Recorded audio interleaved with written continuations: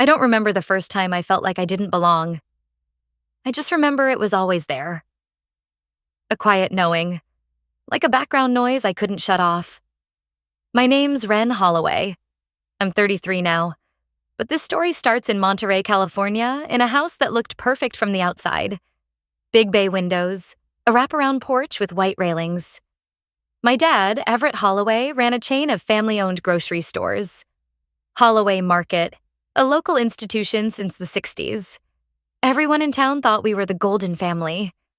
But behind that postcard image, I was the extra piece in a perfectly curated puzzle. I have 2 older brothers and 1 older sister. All of them had this classic California look. Light hair, hazel eyes, that smooth confidence that came from knowing you were wanted. I, on the other hand, had almost black hair that curled no matter what I did to it, and skin that tanned 3 shades darker than the rest of them every summer. "She takes after Lily inside," Dad would say, laughing whenever anyone commented. "The Spanish blood, I think." It was meant to sound casual, like it didn't bother him, but I could tell it did. Growing up, the difference wasn't just in appearance, it was in how he looked at us. Or rather, how he didn't look at me. My brothers got new baseball gloves every spring and ski trips with Dad every winter. My sister got private dance lessons and a custom vanity in her room before she turned 12. I got books, used ones mostly. And a lot of maybe next time, sweetheart. I told myself I didn't care. That I was the bookworm anyway. The quiet one. The one who didn't need the spotlight. But even quiet kids notice when their father's smile doesn't reach them. The memory that really sticks with me, burned into my ribs like a brand, was when I was 16. I'd just won a statewide creative writing competition. First place. They were flying me to Sacramento to be recognized at the Capitol building. I thought, this is it. This is finally something big enough for him to show up. I told him about it 3 weeks in advance, emailed him the itinerary, printed it out and left it on his desk. I even bought a new dress with money I made tutoring middle schoolers after class. It was pale blue, simple, but elegant. I wanted to look like someone worth being proud of. The night before the trip, I came home to find him in the backyard, grilling steaks for a bunch of investors.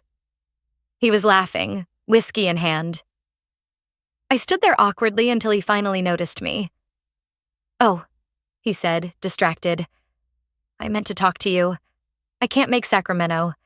Big meeting tomorrow. One of the new store locations hit a zoning snag." That was it. No apology. No offer to reschedule. No, "I'm proud of you." The next morning, I got on the plane with my mom. She smiled and held my hand the whole time, even though I could tell she wanted to cry. I kept waiting for a text, a call, something. It never came. Later that week, the local paper ran a photo of my dad standing next to the mayor at a ribbon cutting for a new Holloway Market. The date? The same day I was on stage in Sacramento. I didn't cry until 2 nights later, when I found the blue dress crumpled at the bottom of my laundry bin. I just sat there in the hallway, holding it like it could explain something. I didn't say anything to him after that. Not about awards, not about grades, not about anything that mattered to me. What was the point? People always assume that when a parent treats one kid differently, it must be because that kid misbehaved or underperformed. But I was the opposite. Straight A's, never skipped class. I tutored my siblings, took care of my mom when she got migraines. Never rebelled, never yelled. I just waited. Waited for it to be enough. But nothing was. At some point, I stopped trying to be loved and started trying to disappear. I moved through high school like a ghost with perfect attendance. When I graduated valedictorian, he clapped, once, and then turned to congratulate my brother on making varsity lacrosse. People saw the pictures on Facebook and thought, what a proud family moment. What they didn't see was how my dad left before my speech even started. Said he had another event downtown.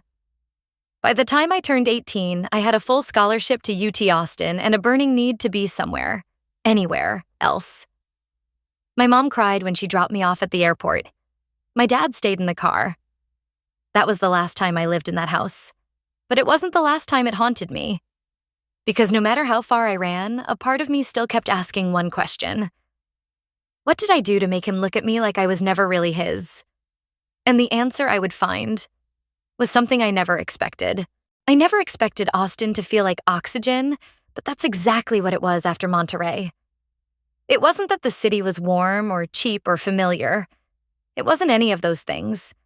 But no one here looked at me like I was an accident. I could walk into a coffee shop or a grocery store and not feel like I was disappointing someone just by existing. I enrolled at UT Austin, double majoring in English and digital media. People think writing degrees are pointless, but when you're good with words and willing to work yourself to the bone, doors crack open. And when they didn't, I kicked harder. My mom called every Sunday, like clockwork. Her voice always carried this strange mix of pride and guilt, like she was constantly trying to balance both. She'd ask what I was reading, how my classes were going, if I was eating real food or just cereal. She never mentioned Dad unless I asked, which I didn't. Everett Holloway, meanwhile, went on expanding his grocery empire and taking holiday photos with the 3 Holloway kids for the local newspaper. My absence was never explained. I became what my siblings joked was the wild one, the writer out in Texas, as if I had run off with a circus instead of graduating early and publishing my first freelance piece in Texas Monthly. It didn't bother me as much as I thought it would. Success has a way of dulling the edges of old pain, at least temporarily. After college, I stayed. I launched a tiny content marketing agency out of my apartment, doing blog copy and product storytelling for Texas-based businesses. Nothing sexy. But by year 3, I was hiring employees. By year 5, I had an office in East Austin and clients in 5 states. I thought I was over it. Over him. Then came Jonas. We met at a networking brunch. He was there because his friend dragged him. I was there because my intern guilt-tripped me into putting a face to the company. I liked him instantly. Not in the head-spinning rom-com way, but in the my guard slips down before I realize it way. Jonas was a therapist, which should have warned me, but somehow didn't. He listened without interrupting. He asked questions that weren't traps. And he noticed things. Little things, like how I froze anytime someone brought up fathers or family vacations. 6 months into dating, he came over one night with takeout and a question that stopped me mid-bite. Why don't you ever talk about your dad? I laughed reflexively. Because I'd like to keep my appetite? He didn't push, not then. But he kept noticing. Every time my mom called and I got quiet after. Every time I changed the subject when holidays came up. Every time I dismissed compliments like they were bombs, I had to diffuse. One night, as I was cleaning up dinner, he said it. So gently it barely registered at first. Ren, what if Everett's not your biological dad? I stopped cold, a dish still in my hand. That's a weird thing to say. Maybe, but it's something I've wondered. You've told me so many times that he's distant, harsh, always held you apart from the others. Even your appearance is different. I'm not saying I know anything, but have you ever asked? The truth? I hadn't. Not really. Sure, the thought had crossed my mind in high school, during those quiet nights when my reflection felt foreign. But I'd buried it under shame. Because what kind of daughter questions her own blood? But Jonas wasn't mocking me. He wasn't theorizing for sport. He was trying to make sense of a wound that even therapy hadn't been able to stitch shut. That night, I dreamed of my father. Not Everett, the man who missed my graduation, but someone faceless, someone with my dark hair, someone who looked at me like I mattered. I woke up crying. A week later, I was getting blood work done for a company insurance update, and on a whim, I asked the nurse what blood type I was. "Oh, negative," she said casually. That didn't make sense. My mother once told me she was AB, and Everett? A plus. Basic high school biology. 2 parents with A and AB blood can't have an O-negative child. It's not just unlikely. It's impossible. I went home, stared at the ceiling for hours, and ordered a DNA kit online. It arrived 3 days later. I didn't open it right away. For a while, it just sat on the kitchen table like a bomb waiting for permission to detonate. Jonas never asked again. But one evening, as we were folding laundry, he looked at me and said, "Whatever you find, whether it explains everything or nothing, you're still Ren. You're not broken because someone else couldn't love you, right?" I mailed the kit the next morning. Waiting for those results felt like sitting in a room with no air. I checked the portal 5 times a day. I tried to work, to read, to exist. But part of me was suspended in that awful limbo between knowing and finally knowing for sure. When the email came in, I sat alone at my desk, heart hammering like it wanted out of my chest. I clicked, scrolled, stared. Lillian Holloway. Confirmed mother, Everett Holloway. No match. It was right there in grayscale text. The man who raised me wasn't my biological father. I wasn't crazy. I wasn't imagining it. I wasn't unworthy. He had known all along. And now I did too. I stared at the DNA results for a long time without really seeing them. The words were simple. Clinical even. But they landed like a freight train. No paternal match found for Everett Holloway. There was something so quiet about reading the truth on a screen. No fireworks, no screaming, just silence. Like the kind right after a car crash. I didn't cry. I didn't throw anything. I didn't even move. It was like my body didn't know what to do with a truth this big, so it did nothing at all. Eventually, I got up, walked to the sink, and splashed cold water on my face. It felt like rinsing off a version of myself I'd been pretending to be for decades. It's funny. Most of my life, I thought maybe I was too sensitive, too needy. I blame myself for not being lovable enough, not interesting enough, not whatever enough.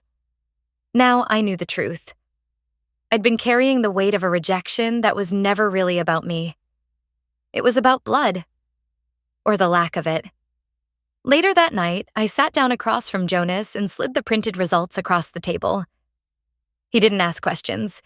He just took my hand and held it for a long time. "I guess I wasn't crazy," I said.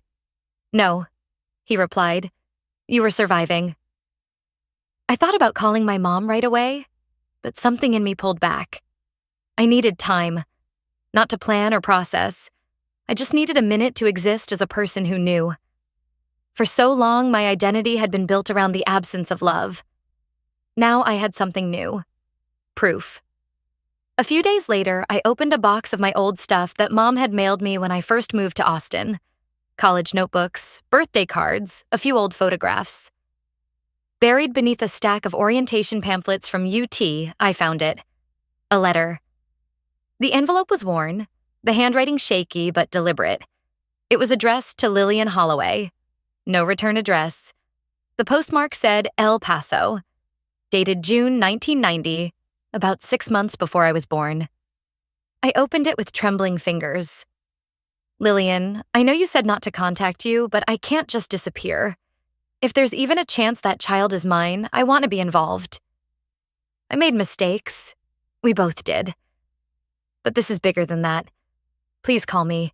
I'll be in El Paso until the end of the summer. After that, I'm headed to Tucson for work. I need to know. I want to know." Carlos, that was his name. The letter didn't have a phone number, just a P.O. box. I Googled him, of course. Carlos Medina, El Paso, 1990. It was like throwing a stone into a dark lake. No ripples. But I kept digging. I searched property records, newspaper archives, even Facebook. Eventually, I found a small obituary from 2003. Carlos Medina, 46, of Tucson, passed away from injuries sustained in a traffic accident. My stomach dropped. There was a photo. Black hair, deep brown eyes, a smile that looked, somehow, familiar. He died when I was 11, before I even knew he existed. All that time I spent wondering what was wrong with me. And the man who might have looked at me with something other than disappointment had already been gone for more than 20 years. I wanted to scream. Not at anyone. Just at the universe for the sheer cruelty of the timing. But I didn't. I sat there in the half-dark with his obituary glowing on my laptop screen, and I whispered, "I'm sorry. Sorry he never knew me. Sorry I never got to know him." I called my mom the next morning. She answered on the second ring. "Hi, sweetheart. Everything okay?" I didn't waste time. "Mom," I said, "who was Carlos Medina?" There was silence on the other end, for a long time. Then I heard her exhale. "I was wondering when you'd ask." Her voice cracked. I didn't interrupt. "I met Carlos the summer before I married your father," she said. "It wasn't planned. It wasn't meant to be anything but a distraction. But then I got pregnant. I didn't even realize until after Everett and I got engaged." I stayed quiet. My heart was pounding, but I needed her to keep going. When I told Everett, he said we could make it work. On one condition: that we never tell anyone, especially you. He didn't want a scandal. His father had just handed him the company. Reputation was everything. "He knew?" I asked, my voice hoarse. "Oh, Ren, he always knew. He saw Carlos once. Knew he wasn't the father. But he said, if I wanted a life with him, this was the cost." I closed my eyes. That made everything make sense. Why I was always on the outside. Why I was always the hard one. Why love from him felt like something you earned, and I never had the right currency. "Did you love Carlos?" A long pause. "I don't know. Maybe. But I did love you. More than anything. That's why I stayed. I thought I could make it work. That if I loved you enough for both of us, you'd be okay." She was crying now. So was I. "Mom," I said, "I'm not okay. I haven't been for a long time." "I know," she whispered. "I'm sorry. It wasn't enough. But it was something." That night, I looked at Carlos Medina's photo again. I studied the curve of his jaw, the crease near his eye when he smiled, and I made a quiet promise. "I'm going to find the rest of your story, even if you're gone. I need to know where I came from. Because now that I knew the truth, I couldn't pretend anymore. I didn't plan to confront him. Not at first. After finding out the truth about Carlos and that Everett had known all along, I told myself I didn't need anything else. I had answers now. I had clarity. But the thing about clarity is, it doesn't always bring peace. Sometimes it just sharpens the edges. I kept seeing it in my head, over and over. Everett standing at that charity gala 3 years ago, introducing his 3 amazing children to the crowd. Smiling. Gracious. Raising a glass. I'd been there too, in the back, seated next to someone's wife's intern. I wasn't even listed in the program. He had erased me so seamlessly, like I was a typo in his legacy. But now I had a truth he couldn't control, and he had no idea I was holding it. It was my mom who told me about the anniversary gala. 60 years of Holloway Markets, she said, trying to sound casual. He's hired a PR team. They're flying in people from all over the state, even a local news crew's covering it. Of course, I said. Wouldn't want a milestone like that to pass without the right narrative. She hesitated. He wants you to come. I laughed. I didn't mean to. It just came out. Why? He said, it would look better if the whole family was there. Right. Look better. Still, I said yes. Not for him. Not even really for her. I said yes because I knew this would be the last time I stood in that man's shadow, and I was going to do it on my terms. 2 weeks before the gala, I commissioned a local artist to design something special for the night. A necklace, silver chain, a small pendant in the shape of a compass. Inside the back, a tiny engraving, "Blood isn't loyalty." I also printed out the DNA results, not to wave around like a weapon, but to carry in my bag.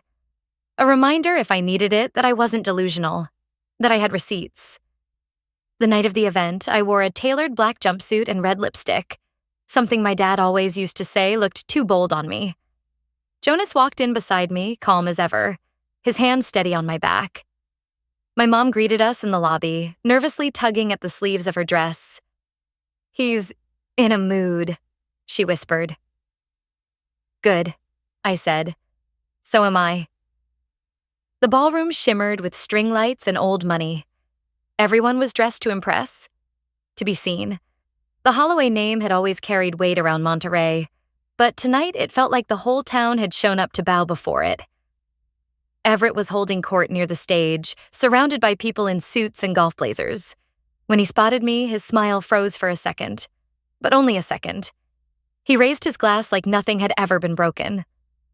"Ren," he said, nodding. "Glad you made it." "Wouldn't miss it," I replied. He barely acknowledged Jonas. Of course, dinner was formal, boring, expensive. I said nothing. I watched. Observed the way he worked the room, the way he positioned my siblings around him like proof that he'd done something right. Then came the speeches. First, the COO of the company, then a longtime supplier, then finally my father. He walked onto the stage like he owned the air in the room.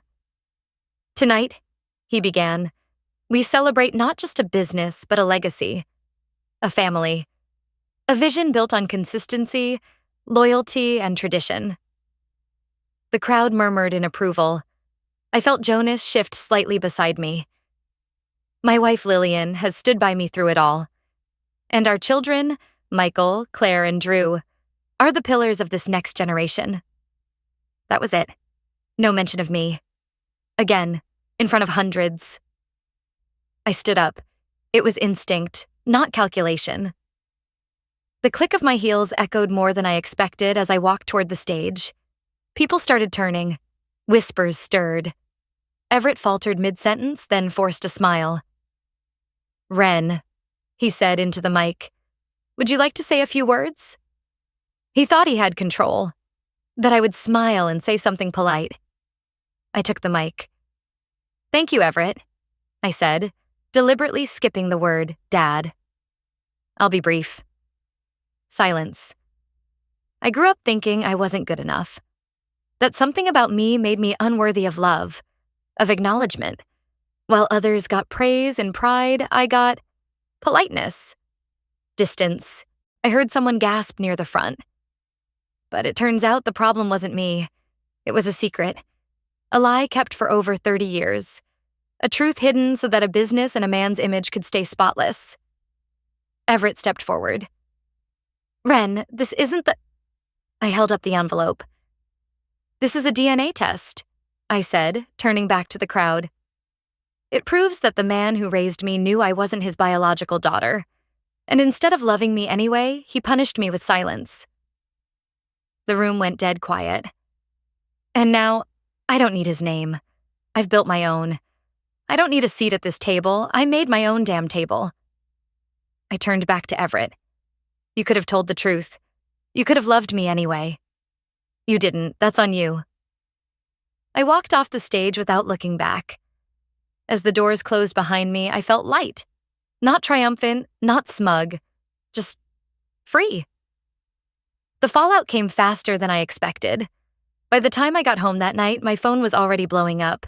Texts from my siblings, missed calls from my mom, even a voicemail from Everett himself. I didn't listen. I didn't need to. The next morning, I woke up to headlines in the local paper. Holloway airdrops DNA bombshell at 60th anniversary gala. The article was merciless. Photos of me standing on stage, a still from the live stream that had gone public without Everett's PR team knowing, and quotes from witnesses who said they'd never seen the man look so pale. The press storm wasn't what I planned, but I won't pretend it didn't feel just. That week, 3 board members of Holloway Markets resigned, citing ethical discomfort. A major investor pulled out. The family brand, so carefully manicured, now had cracks running right through its crest. I didn't reach out to my siblings. Claire eventually texted to say she had no idea. Drew sent a single sentence. "I believe you." "Michael?" Radio silence. My mom called sobbing. "He says you ruined his legacy." She choked. "No," I said calmly. He did that when he chose his image over his daughter. I just turned the lights on. But that wasn't the end. About 2 weeks later, I got a letter. Not an email, not a voicemail. A real handwritten letter. From Everett. The same precise cursive he used on every Christmas card. Ren, I underestimated you. That's on me. You wanted the truth, and now you've got it. I suppose I deserved what happened. That being said, this family will carry that fallout for years. I hope that satisfies you. Your father, E.H. I read it once and didn't reply. There was nothing left to say. You don't get to hide behind legacy when the person you erased grows strong enough to stand in front of it and say, I'm still here. And I was still here. But I didn't want to stay in that place forever. So I booked a flight. I went to Tucson first, where Carlos Medina had spent the last years of his life. I visited the small lot where his food truck once stood. A local cook still remembered him, said he made the best chiles rellenos in the county. Then I drove to Santa Fe, where I met his sister, Rosa. She opened the door, looked at me for 2 full seconds, and whispered, My God, you have his eyes. We spent 2 days together.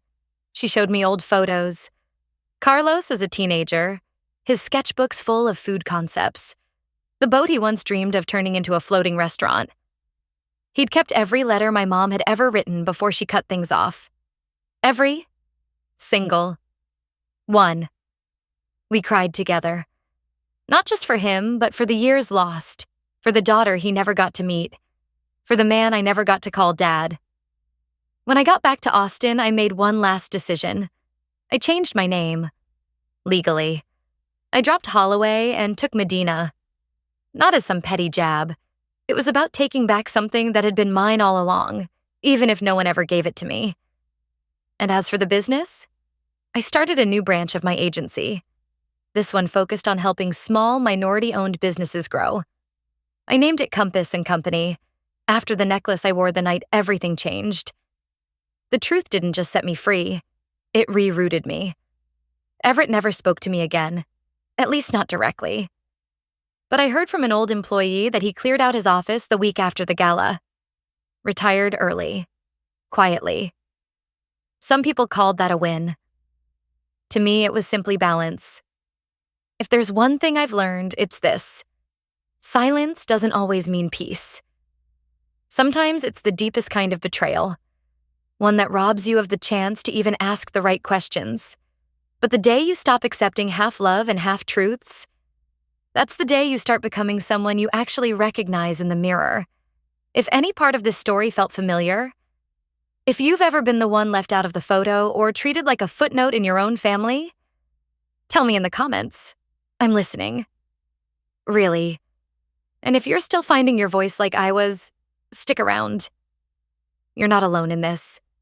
Until next time, Ren.